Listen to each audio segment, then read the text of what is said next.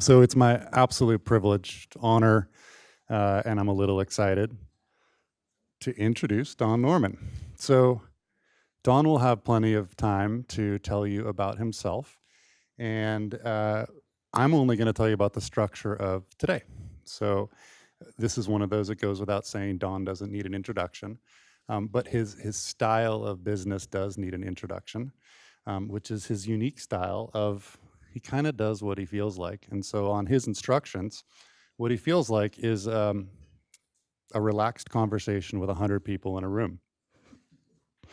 So bear with us as we try to design on the fly a collaborative conversation with Don Norman. We're going to see how this works. We do have some questions that have been pre-banked, and we do have folks online. So what we're going to do is let Don talk for a little while and then kind of see what happens. I think people know the topic is resilience, which is quite broad. And the only thing I'm going to say is if Don isn't the most resilient person I know, or pretty darn close to it, he should be.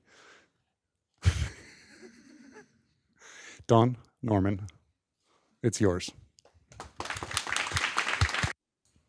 I was just watching the reaction of the dog, which was really puzzled at the clapping. It's great to be here. It's always great to be back to the design lab. I thought I'd give a little quick history of how I got here. And I guess by that I mean today. Yeah, I joined UCSD in 1966. I retired in 1993. So that begins to show you how old I am. And I'm not going to go through all that happened, but I did lots of things and eventually ended up in my home in Palo Alto. And then someone came knocking at the door, and it was Pradeep Khosla who asked me to come and start a design group. And I said no. I was happy. I was very busy. I didn't need a job. I didn't want a job, etc. He came 3 times. And finally, the way he convinced me, not only by being persistent and the fact that both me and my wife really love this area, is saying, you can do anything you want with only 2 conditions. It has to be important, and it has to be exciting. So that's how we started. Now, when I start something, and I start a lot of things in my life, I always start with something that I have no idea what I'm going to do. I know it's an important issue, but I don't know what I'm going to do. And even when I think I know what I'm going to do, it usually is wrong. And so I started here. I knew what I did not want to do. I did not want to start another traditional design program. I wanted something different that would actually have an impact across the world. But let me tell you, those first 2 years were difficult, and I had continual fights with my faculty. My faculty who said, well, what we want to do is what we're doing, right? Let's do it, more of it. No, because what we're doing is what everybody else is doing. And yes, UCSD was a leader in some of those activities, but I wanted to do broader things, but I didn't know what I was going to do and how I was going to do it. It took me 2 years to figure it out. And this is what resulted, this. And I'm delighted with what resulted. I retired finally for the 5th retirement in my life in December 2020, 3 years ago. And me took over, and she has had different ideas and different background, and that was wonderful because what that did was expand the reach of the design lab. Because what I feel is important for designers today are not well respected. Because what is designed to the public? Well, I read a New York Times obituary once, which was about a great designer who had died, and the person who wrote the obituary said there's really no need to talk about who this person is, because everybody knows who he is. I never heard of the person. He was a fashion designer. I'm not saying that the fashion design is bad, although I believe it is. It's actually most of the waste of the world comes from fashion, from clothes that are discarded. 30% of fashion, 30% of clothing is thrown away without ever being worn. And the whole notion of fashion that is, something is in out of fashion, a new fashion, is simply a way of creating more waste. But the point is, in design, it's really not well known what it is. And to me, design is a powerful way of thinking, of approaching problems, of making sure you're solving the real issues of the problems, what we were calling human-centered design. But it should be applied to everything. And one of the things that's nice about the design lab is that we're not a department that has some weaknesses, but it has a real strength. The strength is we were given faculty positions all across the university. And so that meant that we had people representing all sorts of fields, like, crazy Eli here, who's an infectious disease doc in the medical school, but has a lab here, right upstairs. And people from many, many different disciplines, and that's the future of design.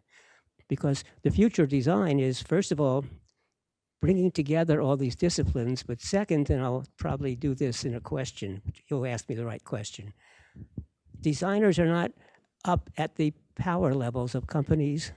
So designers in industry have to do what they're told to do, what the people above tell them to do, or if you have your own design company, you have to do whatever your clients want. Or if you're in a university, well, you have to get promoted. To get promoted, you have to write deep, substantive articles. And so a problem with design schools all across the world is that most design professors have never worked in the world. Yet design is a profession of doing. Design is a practice. We're actually doing things. Now, so I was at UCSD. I was happy with the way the design lab was going. I'm even happier now with the way it is and will be. But I had retired. I retired in year 7 of my 5-year appointment. And what am I going to do now? Well, what kind of a designer am I? It took me a long time to figure out what the name is of the field that I am. I decided finally, what is it that I design? I design designers. I'm an educator.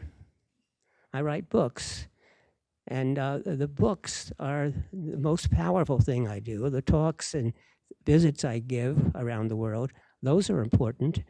And the students that I've had are very important. In fact, my latest book is dedicated to my students, past, present, and future. Some of you are the future students, maybe all of you. So what was I going to write about? Well, the world was a mess, and I said, it's about time. I've been writing lots of books about how to make things easier to use and easier to understand.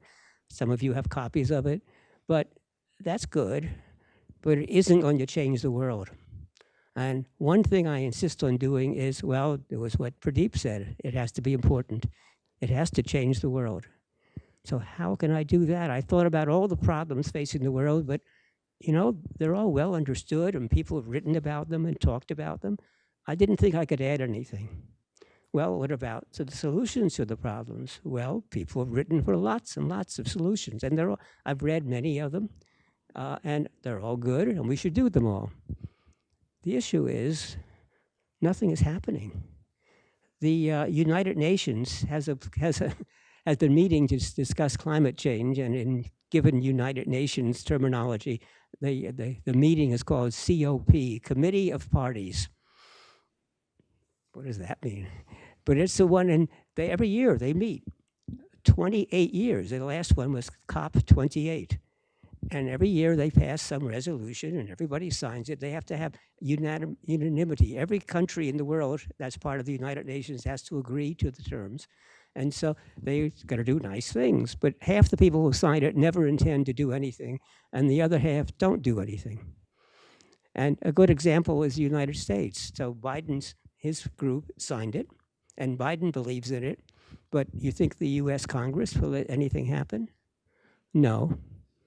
I just read in today's Washington Post that attempts to make homes more energy efficient, better insulation, pre-wired for good electric control all around the house, ideally solar panels built in.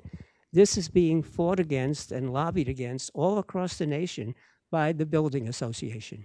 saying, well, that will simply increase the price of the house, and we won't be able to sell as many, et cetera, et cetera, et cetera. Well, they make up inflated numbers for how much it will increase the price, and they don't seem to be aware of what's happening in the world. Or maybe they don't care. Or maybe they care more about what they're going to do tomorrow or how they're going to live tomorrow than saving the world. And that's the problem all over. It's a major problem. So that's what I wrote in this book, Design for a Better World. We have to, first of all, be more meaningful when we talk about things, because scientists, wow, if the temperature rises more than 1.5 degrees, all hell will break loose. And if it goes up to 2 degrees, oof, and 2 degrees or 1.5 degrees, since the beginning of the Industrial Revolution, if the world's temperature, average temperature, since what, the 1700s? Every day the temperature goes more than that. So what are they talking about? Now, they are talking about sensible things. They're talking about heat, not about temperature. But the average person doesn't know that. Or we measure gross domestic product of countries, which is one number that's supposed to summarize all that's good about a company and about a country. And what's good is, do they spend a lot of money? And they don't ask whether the money is for good or for bad. In fact, if you spend a lot of money and therefore pollute the land, and then you spend a lot of money to correct the pollution, hey, it counts twice. So it's even better. It's all crazy. And then there's sustainability. We manufacture things that destroy the world. In fact, in 1970, Victor Papanek, 71 to be exact, who was a well-known designer, wrote, the very first sentence of his book was, there is no field more dangerous than design. Why? Because it designs all the crap that pollutes the world. Then he changed his mind and said, well, no, actually, there's another field that's even worse, and that's advertising, which convinces people to buy the crap that designers build. But he was wrong. He was right, and he was wrong. And what was he wrong about? He was wrong about the fact that designers, it isn't their fault. Designers have no say in what goes on. And so one of the things I cover in this book is, why don't designers have a say? Why don't we have more designers who are chief design officers? Or who even chief executive officers of companies, large companies, who can actually say what's going on. And I'll give you a quick answer. We'll come back. Because you can't rise in a company because you're good at your profession. And I don't care if your profession is marketing or engineering or design. You rise in the profession if you become a business person, if you start thinking not about how good a designer you are or your team is, but rather how you can improve the company and what's good for the company and what's good for customers and what's good for the environment and what's good for, well, the world. You have to think more broadly, which means you need a more broad education. And when you I've talked to designers who say, how come the executives never listen to us? And I say, well, how do you try to explain yourself? Well, we go to them and we show them the awards we've won and we show them the good work we do. And I say, yeah. You know, if I was an executive and you came to me like that, I would say, yes, thank you. You are very good. That's why we hired you. And now, excuse me, but I must get back to work. You also shouldn't go to executive and say, look, we're destroying the environment because we're manufacturing it wrong, or we're using exotic materials that require us to destroy the environment to get the materials out as rocks and then destroy it again in order to change the rocks into the material we can use, and then destroy it again by the manufacturing process. That doesn't help. Executives don't want to hear the problems. Not because they don't want to know about them, but because they want you to come with the solutions. But the solution has to be, here, look, here's what we think we should do. Here is the spreadsheet that shows how much it's going to cost. But here is another spreadsheet showing today how the company is operating, the kind of sales we make, the costs we have, the profit we're making. And here's our future prediction if you do what we're doing. So you have to show how the company will not go bankrupt. Because if a company goes bankrupt doing good things, it doesn't do anybody any good. So that's sustainability, but worse, sustainability is the wrong word. Sustainability means to keep the state that we're in today, and the state that we're in today is horrible. So we have to change it. Resilience is the wrong word. Resilience means that when bad things happen, I'm still surviving. Well, what we really want to do is get rid of the bad things from happening. So it's going to require a change in the entire world. In the economic models we use, it's not capitalism that's wrong. It's the way we do capitalism that's wrong, where all the power goes to the rich, where people are not even paid enough money. A lot of the workers, huge numbers, are not paid enough money to live, to sustain themselves. So they have to have multiple jobs. And then there's not enough money for any emergency that might happen. Why is that? Why do we pay waiters and waitresses so little money, assuming, oh, they'll make it up in tips? Why can't we pay people reasonable wages? It's possible. But the whole economic model doesn't work that way. So there's a lot of things that have to change. And finally, human-centered design, which I've been teaching for 20 or 30 years, is wrong. Now, what's wrong about it? Well, it has 4 basic principles, which I won't repeat now. But I think those 4 principles are important and correct.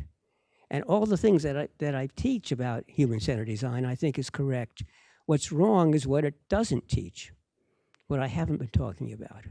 And it's what I haven't been talking about is what the economists call externalities, which is, well, I destroy the environment. Yeah, but that's not my problem. My company is doing fine. That's somebody else's problem to fix it. Or I create lots of waste and pollution. Or my equipment is cheap because it's all done by really low-cost labor someplace in the eastern part of the world. No, that's not the way to run a company, and that's not the way to run a world.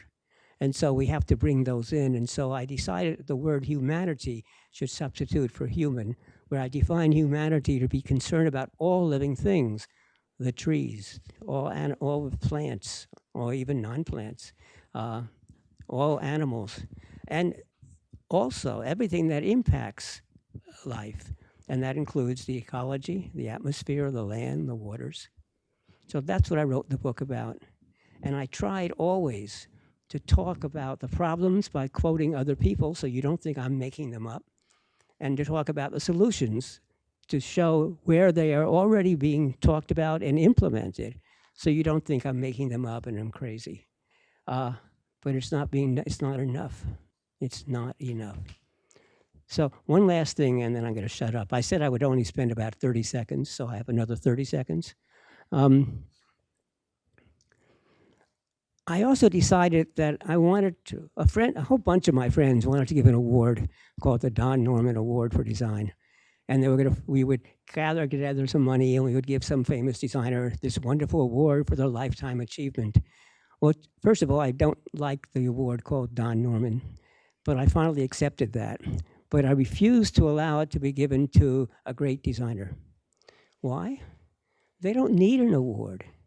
They're already well known. They're already successful. The people who need an award are people your age when you're just starting out, to encourage you. And so I decided not to give an award to designers. The problem with designers is you design something which is you have a plan and maybe a model, but it's not really working. So I wanted to see it working and see that it's doing some good. So we have a program now called the Don Norman Design Award and Summit. Now, the Design Award is for practitioners, early career practitioners who are in the first couple years of their practice, but they're actually doing something in society that is making a difference. They've done enough. They'll still be small, they'll still be starting out, but they have some evidence by what the condition was before they started and what the condition is now, that they have promise. And we want people around the world to be able to apply to this. And this is going to be interesting. And you don't have to be a designer. We don't care how old you are. Early career, you could be 60 years old and decide you want to switch careers and do something. Or you could be in high school and decide. And the other thing is, I want to also award the educational institutions that are teaching these methods. And once again, they have to have evidence, not just showing the curriculum, but also having graduates who are going and doing work. And the kind of work we're talking about is the United Nations has a list of 16 societal issues. They call it Sustainable Development Goals. And there are 16 of them that are really important, that cover almost any problem you can think of. And those are the ones I want to look at. Now, actually, some of you know the United Nations says they have 17 goals, but goal 17 is different.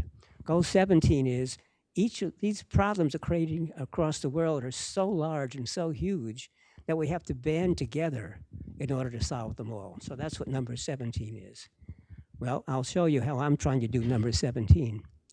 So we're going to, we launched a website actually this week. The website is finally complete and people can start sending in applications. The website is one word, Don Norman Award. I like to capitalize the Don and Norman Award because it makes it easier to type and check. Don Norman Award.design. So the domain is design. And it will explain it. We are a registered charity in the United States. It's called a 501c3. We have 17 designers from across the world that are helping us. And each of them is asked to select 10 to 20 people. So they're going to have, that means about 300 people looking for, trying to find the people doing the work and encouraging them to submit their work.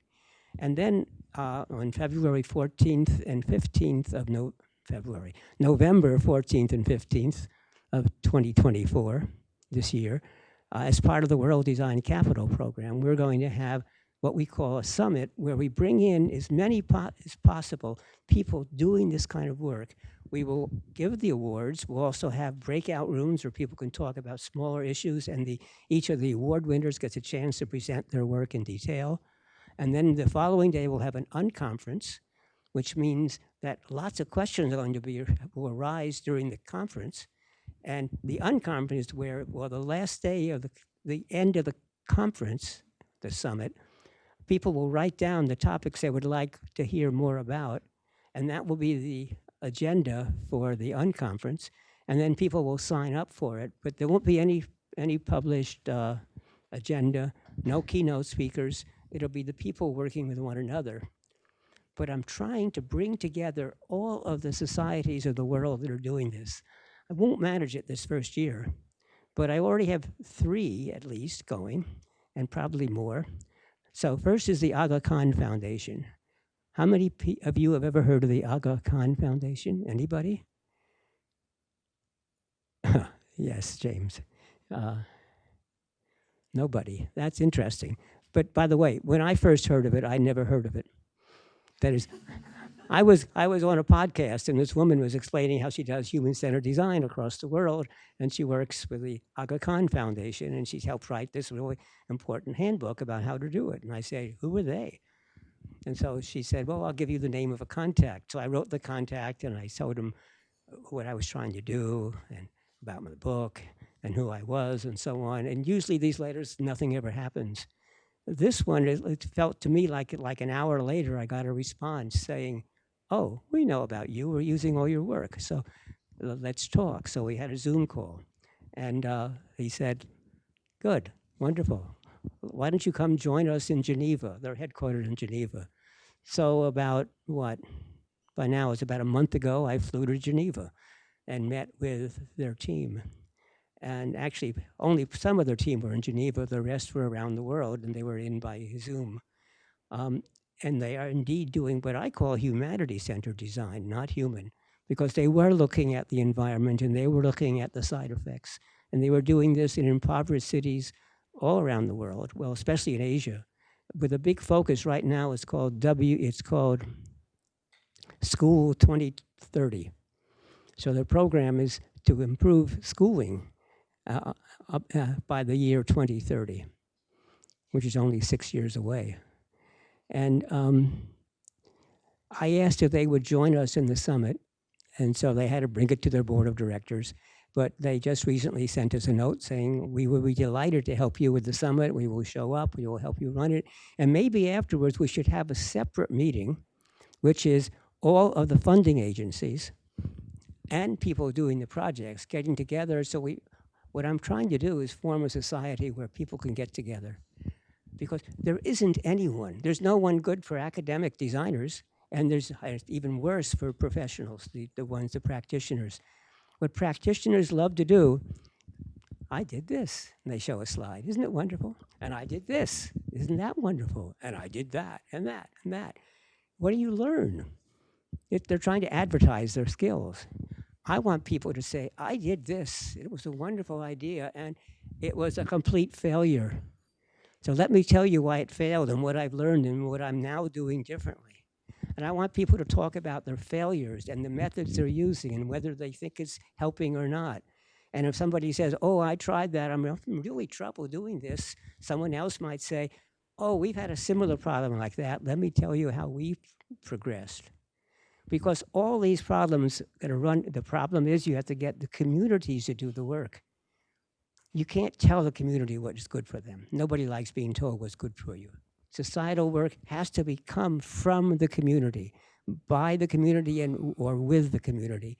And the community isn't a single thing. If you ever go to a town hall meeting any place, you'll see that everybody disagrees with everybody and there are huge fights. And worse, suppose you reach agreement finally.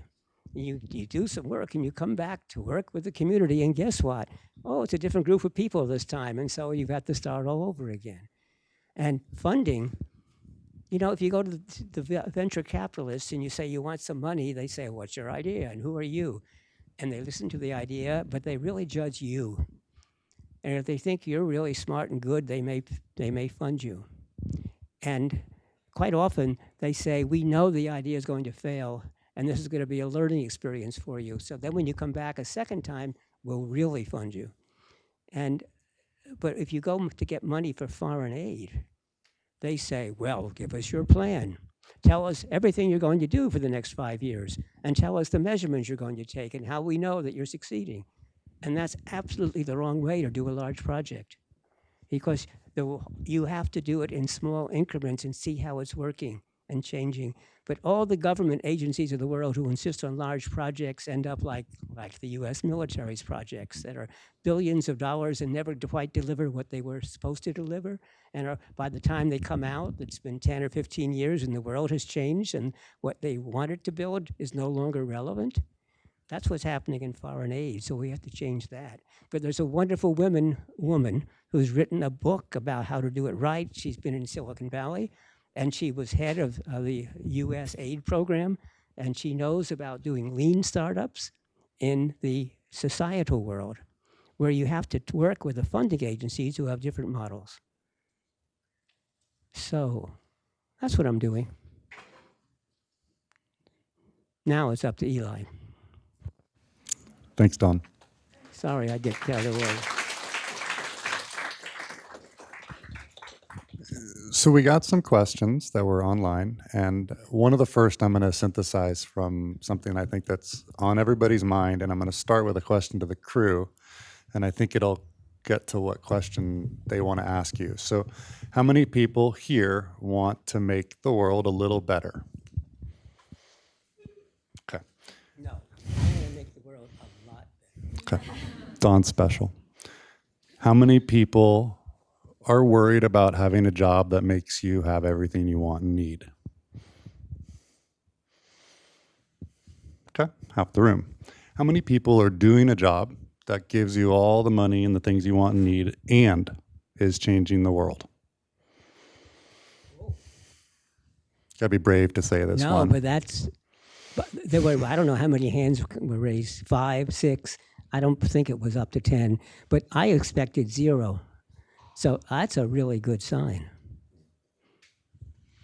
So Don, if you didn't get it, the question is take one of our students here who's about to graduate who listened to you for the last couple of years, and you got excited in changing the world. We talked about sustaining development goals. You've talked about designers, and the job market's changing. People are a little nervous. I'll speak for them. And I want you to answer, but I'm going to limit with one thing. Your answer cannot be, it's a low-paying job for good people who don't have a lot of money. Tell the students, what are they supposed to do?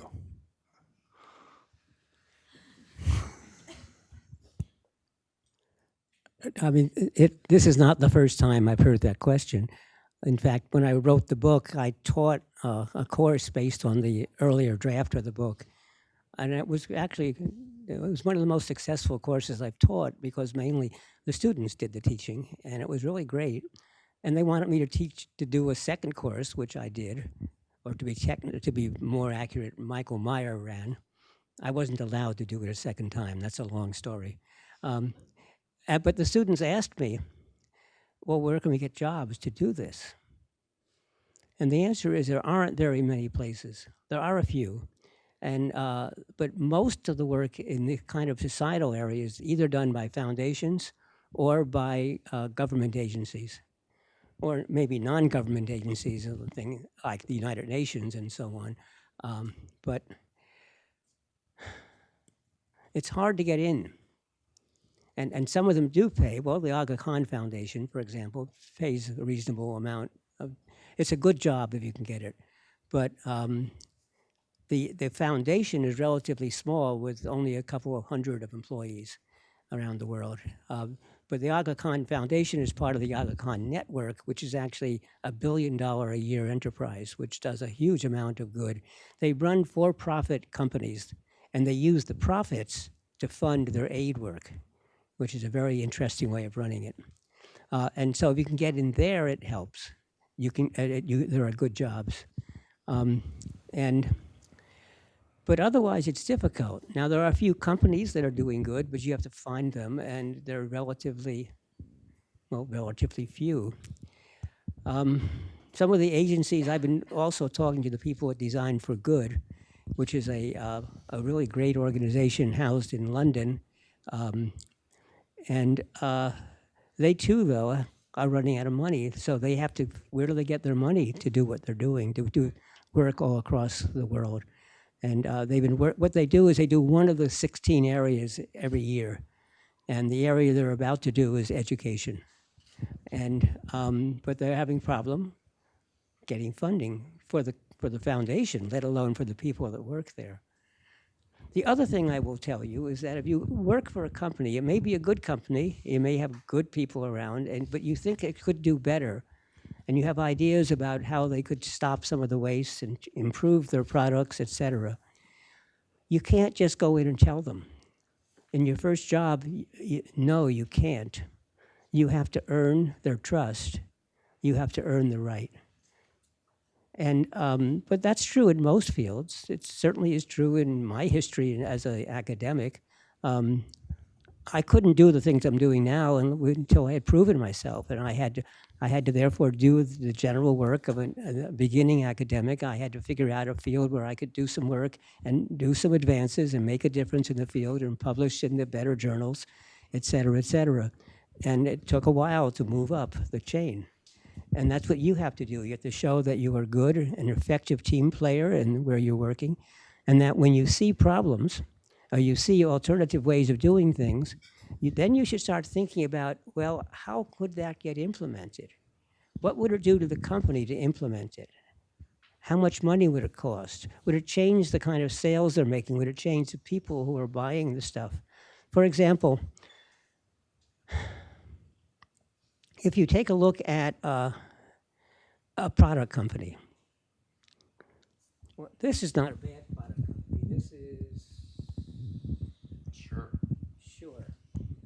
Yeah, this is Shure, S-H-U-R-E. They make a lot of sound equipment, including many microphones. So they make products. Now, at least they make their products on the assumption that you're going to use this product for a very long time. But in the consumer market, like this, they assume that this is a product that you will change every 2 years. And you want it to be as thin and light and beautiful as possible. And so you do that you can't open it up. You can't replace the battery. It's glued together. All the parts are put in so well that it's very difficult to repair, first. Second, when its lifetime is over, well, that's 2 or 3 years, not clear why it's over. It's sort of defined to be over. Oh, we have new hardware now, and unfortunately your old phone can't run the programs that are so exciting on the new hardware. Why couldn't you just pull out the chip and plug in a new chip? Nope, not allowed to. So if you tell them that we really should change the model so there's not so much waste, it doesn't matter if they agree with you, they have to know how to do it. And that means changing the business model. And let me tell you a simple way that I think most business models should change to. It's called services. Almost everything in the world is a service, we just don't call it. Shure makes these microphones, so they consider that we're making a product. No, they're making a service. The service is that I can hold this in my hand and walk around, no wires, and you can all hear me. And they make a lot of the equipment that allows you to connect them to, and they make lapels, they make this, they make that, they make a wide variety. When I sit at home and do my podcast, I have a Shure microphone hanging on a big arm, which is just out of sight of the camera. But it's a service. It allows you to do things. And so almost everything is. Let's take a look at the telephone. Probably none of you, or very, very few will remember, but when I was young, when you needed a phone, you went to the phone company. You said, we would like phone service. And they would say, okay, sign up. And you would sign up, and you would pay a monthly fee, and they would come in, and they would install the telephone in your home. In those days, they weren't wireless. They were plugged in. And if anything went wrong with the phone, they would come and they would fix it. And if necessary, they'd replace the phone for you. And as phones got better and better, they would give you a better model. That's a service. They weren't making yearly models. They very slowly changed and improved because they tried to make stuff that would last a really long time. In fact, the old phones still work. That's a service, and that could be done in many, many things. So automobile, instead of buying a car, why not buy the service? Anytime I need it, I have a car. I've already done this. I was in Munich working with BMW, and we went out and had dinner, had drinks. Well, not drinks. Had dinner, and they said, "Oh, let's go someplace," and they wanted a place to go, but they said, "Okay," and the guy took out his phone and said, "Oh, there's some cars a block away," and we walked a block away, and there's a bunch of cars, and he simply punched some buttons on his phone, and the door unlocked, and we got in and drove away. And then when we got to where we went, he looked at where we were going. He pulled out his phone and said, "Where's the nearest parking spot?" And it showed where he could drop off the car. This was BMW experimenting with cars as a service, that when you sign up, you can just take a car any place and drop it off any place. And which meant also that you weren't stuck with the same car. You might want to use a small car for commuting. You might want to have a large car for your family over the weekend. And it's a really good idea, and it's been tried in several different cities and different companies. But you know how much space we use just with wasted for parking? Most cars are used only a few hours a day. So this would really change dramatically the use of cars, as well as saving a lot of the pollution that we do. But you have to work it out. You have to figure out, you have to understand the language of business, which is the language of finance. You have to know about spreadsheets and about profits and about margins and about this, that, and the other. And that's what you have to do. You have to earn your way. But you can do it. More and more designers can do it. And the more the designers are successful, the more that people will understand that design is more than making something attractive. So Don, a follow-up question. There's a limited number of design schools. You've maybe argued yourself that you're not sure what designers do. And I'm not sure you answered my question about... I know exactly what designers do. What it is, I don't want them to keep doing that. So the world's made up of a lot of not designers. They're running companies and they're doing things. So would you rather make more designers or make other people better designers? Every field has its expertise, its expert knowledge and expert skills.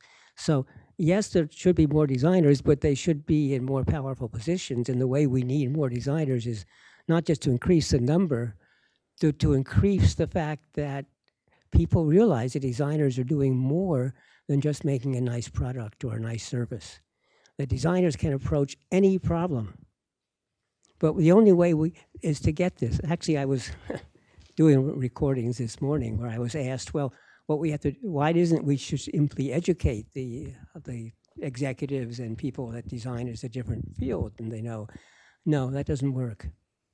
The best way to educate is not to educate them.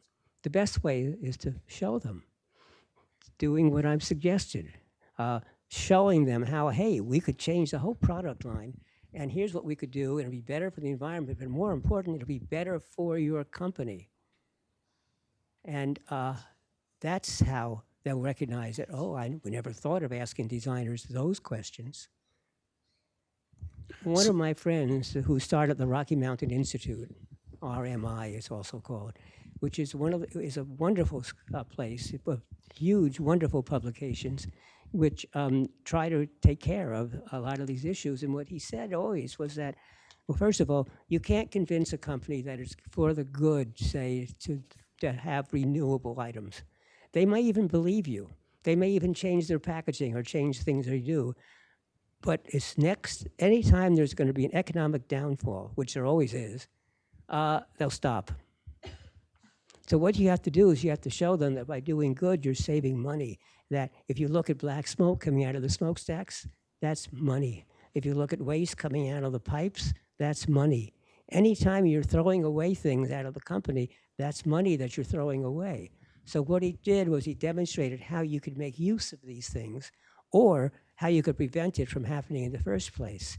And that by doing good, you are making more money, and that will last and sustain. And so we have to do much more of that as well. So Don, we have a question that's following up online, and it sounds like you know what a designer is.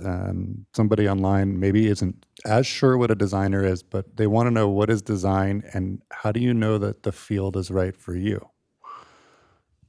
First of all, a lot of you, I bet, and a lot of people doing design work don't have titles of designers. So one of the hot fields is called user experience. I don't know why. No, I'm serious. I know I was involved in using the name, but I don't know why it's considered hot today. I just read another article which is saying it's one of the hottest employment fields today. But what they really want is kind of programmers. And so a lot of people in the programming industry are designers. And a lot of you are doing good design work without that title. So what is a design? You know, I've always felt that I don't know of any field that can really define itself. Think about it. I was a psychologist for many years. What does that mean?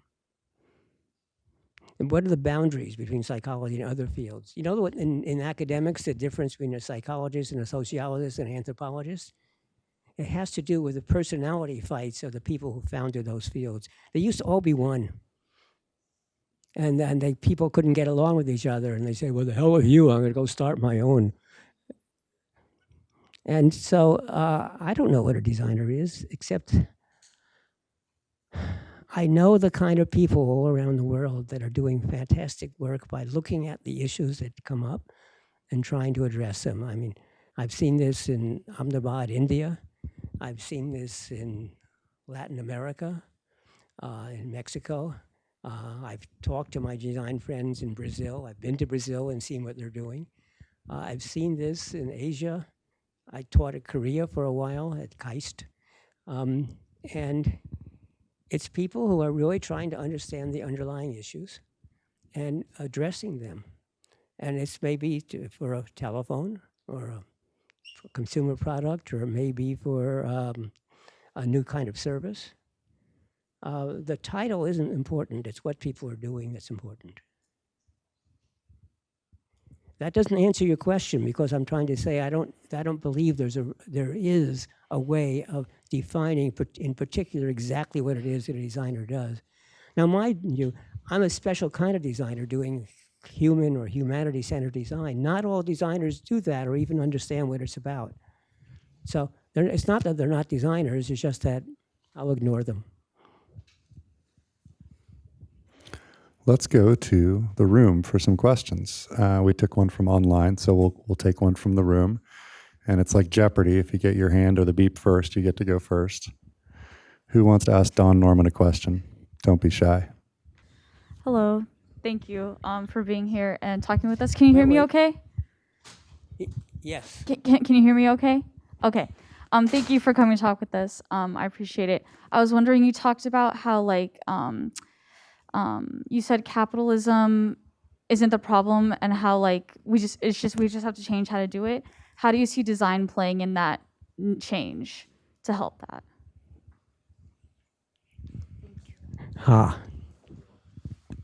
That's a good one. Again,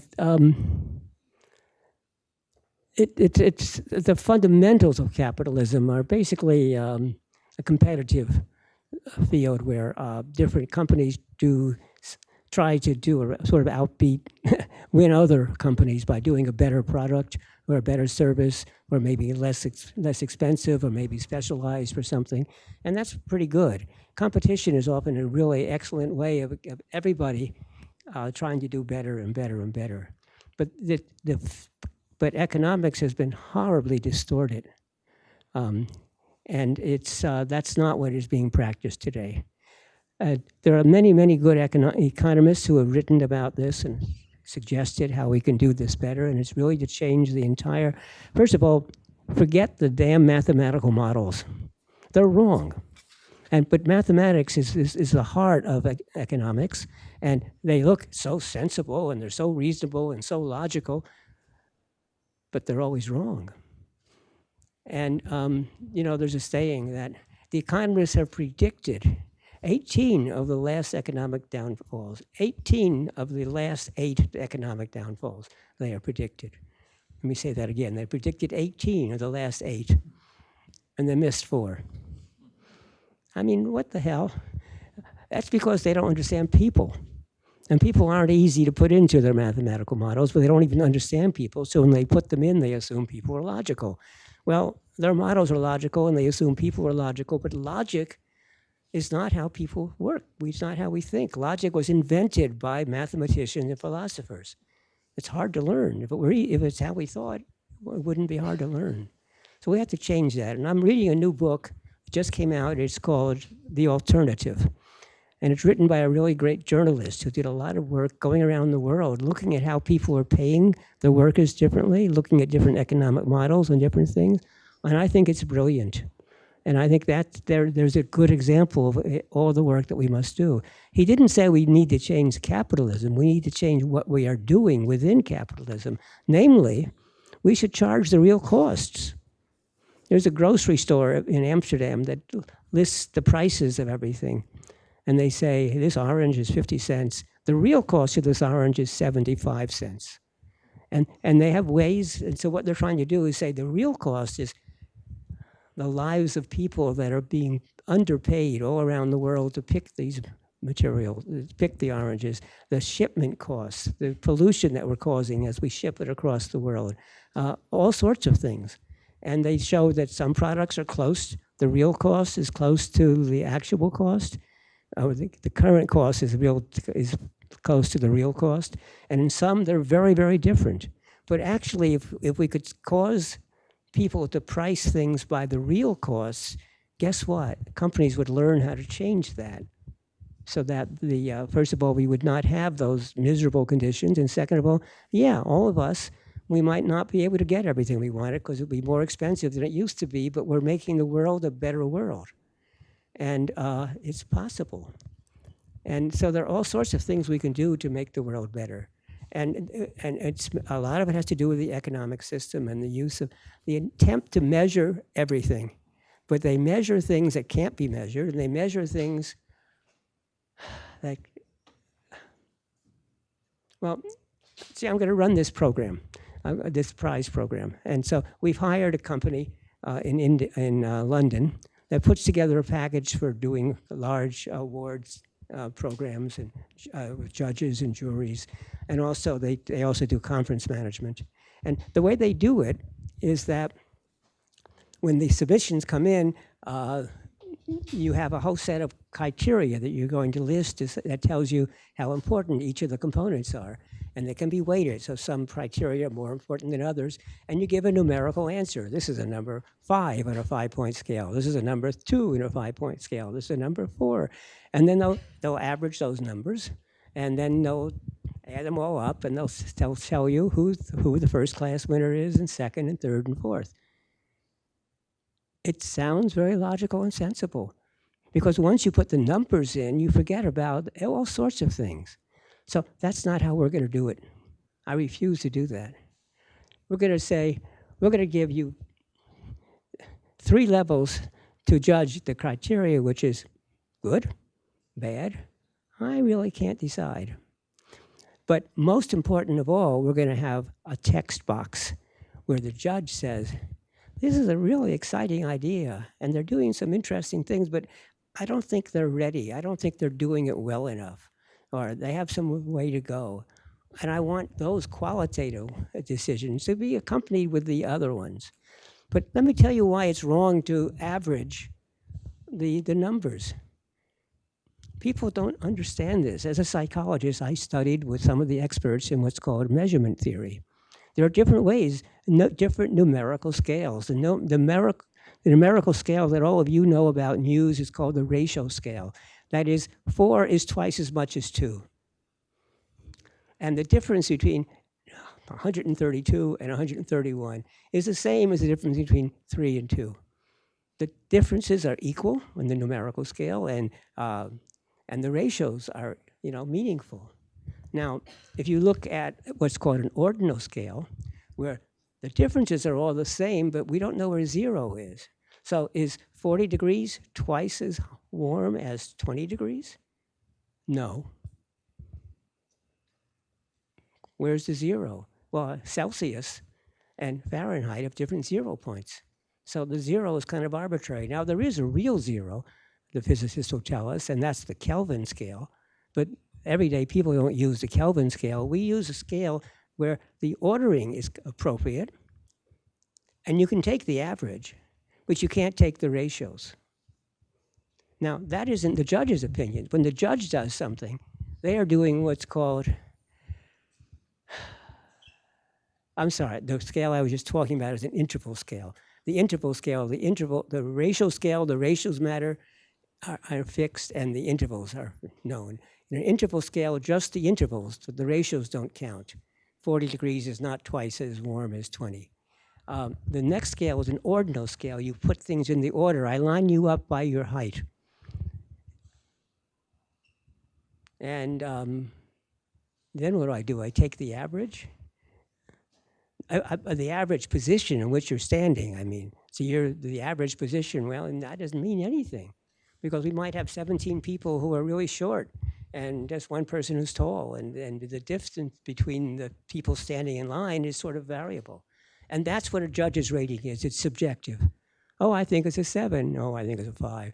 And anybody who grades papers knows that those grades are kind of meaningless, that the grade you give a person depends upon how tired you are, when you just ate, or how many papers you've had to read, what mood you're in. Teachers don't like to admit it, but it's true.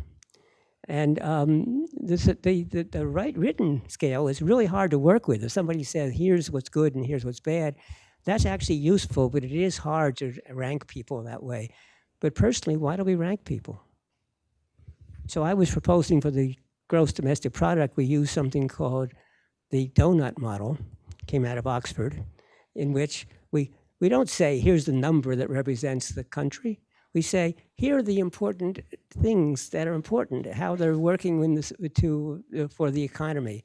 And we look to see how well they are in each of these ones. Some are good, some are bad, some are not so good. And then we look at the societal variables, and we do that. And so we don't say this country is better than that. We say, this country has really great health care, but they're not so good in, education. And this country is really polluting the world, but it has excellent education or public health or whatever. And that's what we should be doing in grading things. And so we're going to do it by trying to we want human values.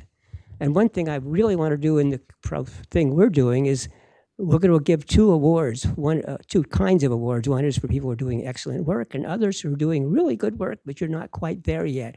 So we want to reward them for being promising.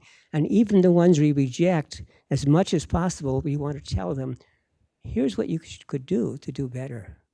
In other words, it should be a learning experience. It shouldn't just be a contest you win or lose.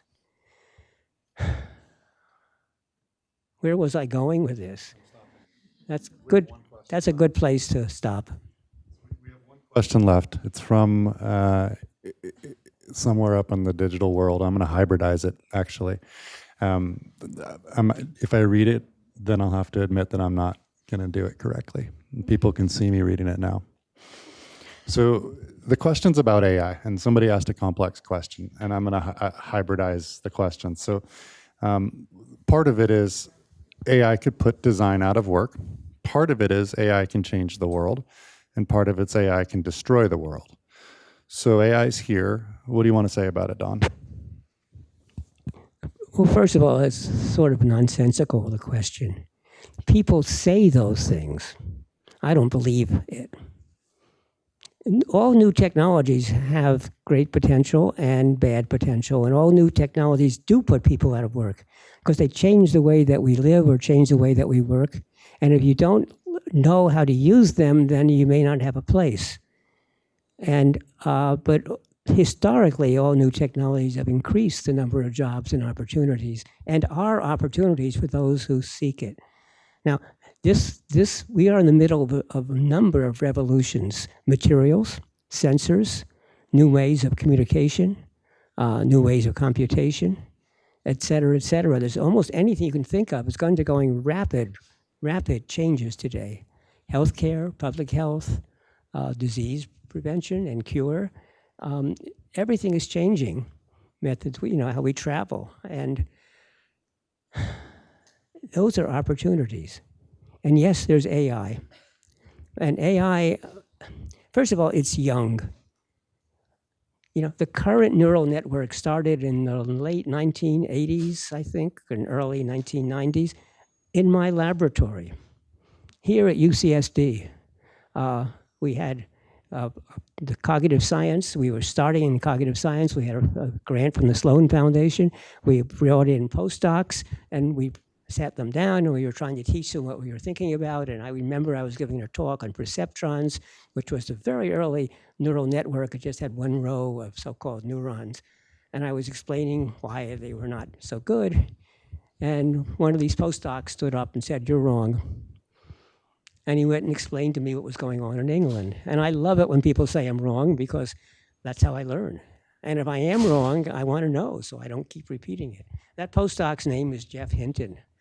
Some of you may know the name. He's now considered the father of modern neural networks. And so he and Dave Rumelhart, who was a professor with me, we shared our lab together. I actually helped develop the field of human-computer interaction, and he went and helped develop the field of neural networks. The trouble with these neural networks is that they have no understanding. They are pattern matches. And so they don't understand what they're doing. They have no morals, no ethics, no nothing. They simply can match the question with all the history. Basically, they've read everything that's readable or that they could get. It's amazing how much information is packed into it. I met Jeff at Google about 2 years ago, and I said, "Jeff, what was the theoretical breakthrough that allowed these wonderful advances?" And he said, "Nothing. The breakthrough was today's computers are 1,000,000 times more powerful than the ones that we were using." And these computers are powerful. In fact, to teach one of these neural networks takes more electricity than a town uses for the entire year. It's very expensive. And even to run it is expensive. So when you ask a question of your chat, it turns out the company is losing money in answering your question. It takes a lot of computer power to answer that question. Now, all that's going to change, but I want to point out that AI is an opportunity because it does do some things remarkably well. And it can change the way you do your work. And so it's really good if, instead of us reacting to AI and saying, "Oh, it's going to take away my job," don't. Say, "Oh, this is going to change my job. It'll make a lot of my life easier. A lot of the stuff I don't like, I'll let AI do. It can summarize my work better than I can summarize it. Or it can write this, or it can do that. Or it can give me the starting point, and maybe it writes a summary, but I read it, and no, that isn't quite right. But I change it, but it got me going. Or it can do a lot of the tedious stuff that we hate doing. In programming, a lot of the programming is tedious. The important part of the programming is trying to think of the framework and how it's structured. But writing the code and making sure it's all well, let the machine do that. Radiology, they can, these neural networks can read radiological images better than most radiologists, and pretty soon it'll be better than the best radiologists. And I asked my friend Alex, who was chair of radiology at UCSD, and also of the UCSD medical system, and what's going to happen when the machines can do a job better than you can? And he said, thank goodness. Because I spent all day staring at these screens and looking at these images. But if a machine can do that, that's wonderful. I can go back to being a doctor. And that means I can take the results of the machines and go to my patients and say, here's what we see, and here's what we think is happening, and here are the 3 things that we might be able to do, but we need to discuss it with you because you have to make the decision, and you can work with them. You want to add to that? Here's one of the... This is your show, Don. Well, but you're actually a physician in the medical school. My honest answer, and by the way, folks, this is part of the Eli and Don show, I don't agree with that. I think Alex just described being out of work. If you ask me. So I think it's a nice thinking that a radiologist who was trained his whole life to be a radiologist would stop doing that job and walk over and tell the patients to do stuff. But it turns out that's my job. I call the radiologist, I say what's going on, and then I tell the patients this. If Alex is replaced by a computer, I just think the field goes away. Now that might be okay for the whole society, but it's not great for the working radiologist. Let me build on that.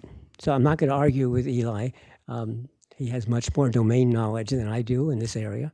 But the story I told you about Alex is true. I did ask him, and that's what he did tell me. Eli thinks that he's deceiving himself, basically. But then again, Alex is a special person. So it might be true for Alex, but not for all radiologists. But look, it is true. Some fields will go away. But what can you do? Think of it as an opportunity. Let me give you another example. Photography. Artists used to pride themselves on their ability to capture the landscapes and capture people's portraits and do things that were very lifelike and real. And then photography came along, and oh my God, there was a crisis. Photography is going to kill art.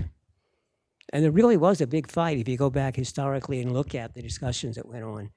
But you know what really happened? Photography got better and better, yes, but also artists said, okay, it isn't quite this simple, but basically artists said, okay, let the cameras take good pictures of the environment and the landscape and people, but we're going to draw and explain what is behind those images. And we're going to show you our emotions and the emotions, et cetera, et cetera. And I can say, I know a person, and that person is 5 different people at different times, and it depends upon all sorts of things. I'll make one painting that shows this person in 5 different moods all in the same time. And that's what Picasso basically did. And they changed the notion of art and made it much more interesting and excitement. And I think that's what we have to do. We have to don't respond to what's happening. Don't try to react. Why not try to develop it? One of the things that's going to happen is all these crazy systems that we have with all sorts of buttons and controls and memorize this and that and the other, we can change that. We can make it a conversation. So I bet you most of our interaction will be done through conversational interfaces. We can sort of say what we like. I'm going on this long trip, I tell my automobile, so would you just stick to the speed limit, please? I don't want to go too fast. And here's the music I want to hear. Or when you pass what looks like an interesting restaurant and it's about lunchtime or dinner time, let me know. Maybe we'll stop there. But you do it by language. You don't have to push. Today you can sort of do that, but wow, it's a lot of work to do it. And so I think it's a real opportunity in many, many ways, and think of it as what photography did to art. Yeah, artists had to change. And the artists who continue to paint portraits or landscapes or so on, well, some of them are still managed, but not everyone. That's what I think is going to happen. But it's going to happen because of you. And the only way it's going to happen is if you play around with what's going on and try to use it. And it's very complex. There are different, all sorts of companies now offering all sorts of things and using, but use them. But also remember that the release of these GPTs and similar systems is very young. We're just finishing the first year of release. And so don't expect that what is happening today is what's really going to happen. In 5 years, it'll be completely different. But you should be ready for it. And the only way to be ready for it is to be using it now. And as each change happens, you learn about that. Because if you try to learn it when it's all finished, it's going to be a big jump. But if you learn now, I use it all the time. It's really interesting. And it's getting better and better. And I trust the results more and more. And a lot of the systems now even tell you the source of their results, so you can actually go and read the real sources. So yes, the world is changing rapidly, but it's not just AI, it's everything.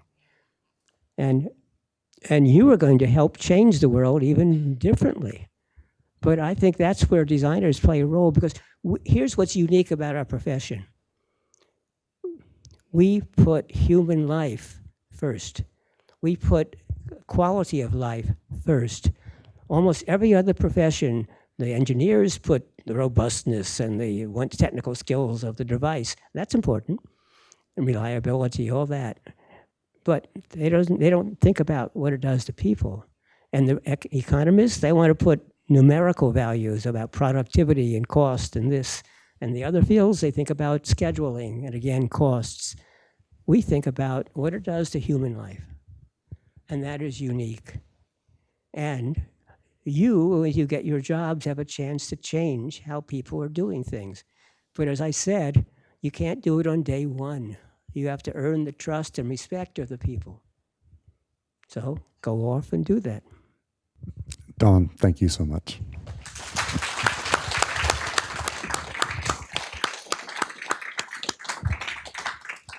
Okay, so we don't have any security, but Don has offered to stick around for a few minutes. He'll tell you when he's done. Be respectful, and thank you all for coming today. Be well. Actually, something to say. No, this is about the procedure. A lot of you want to take pictures with me. A lot of you want me to sign books. If you want me to sign a book, have it open, and I want to know your name, and you probably should write it down so I spell it right. And if you want a picture, I do not look at the camera.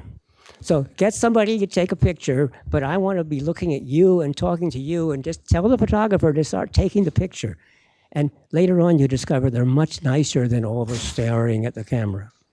Okay, thank you. Good luck, Don.